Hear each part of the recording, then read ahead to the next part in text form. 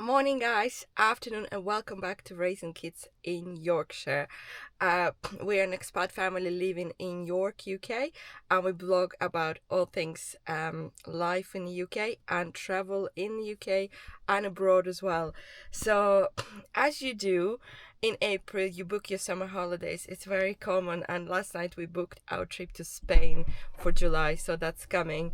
And the way people book these holidays ahead is to save money, obviously, because July and August are the most expensive times in the UK, like to have a holiday from the UK somewhere in the sun. But this vlog today is about the frugal culture that exists here in Britain that I definitely didn't grow up with, and I found quite interesting and something rubbed off of me as well personally. So I'm gonna go through several things how British people are saving money every day. So number one is heating.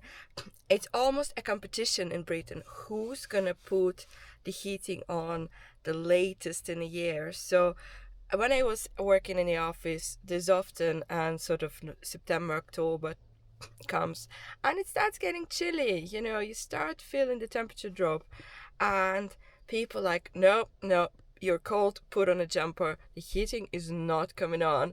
And there's constant, it's the second most popular topic in autumn after weather to talk about heating and the bills.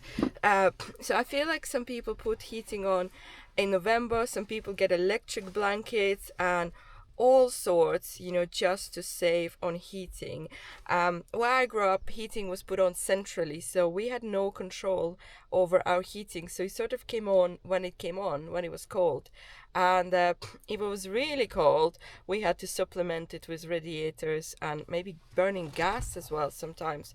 So central heating was not much of a sort of a competition or sort of thing, because we didn't have any control over it. But here it's very much house to house, and everybody has a control of their own heating, and they're so frugal. They don't want to put heating on because they know how expensive it is, so they don't want to increase their bills.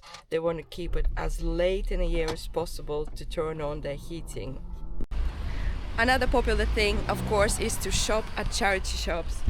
Right here is St. Leonard's Hospice. It's one of my favorite local shops.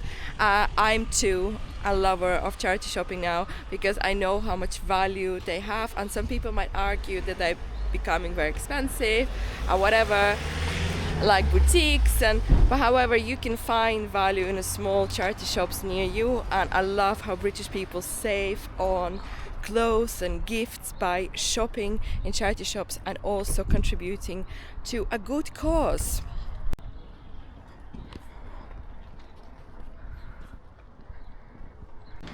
Another thing British people love is loyalty cards.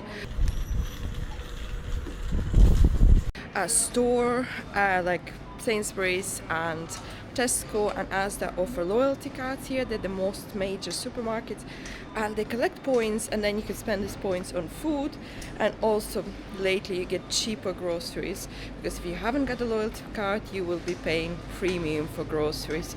So not only they're saving you money, they are now absolutely essential to own.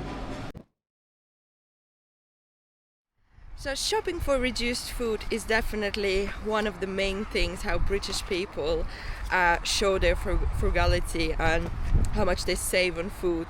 If you go to any supermarket, they would have a reduced section where they would have food marked with yellow stickers. There would be food that goes out of use maybe tomorrow, or use by date is 2 days later. So you could freeze that food, or you could use it that day. It's definitely a good way now when cost of living crisis is here for a few years and it's not getting any easier. It's definitely a way to save on your food bill. So I'm gonna wrap it up here, guys. Let me know what other tips or tricks do you have if you're British or expat, and let us know in the comments below. And if you're new here, please subscribe about our new series Life in the UK. Thank you.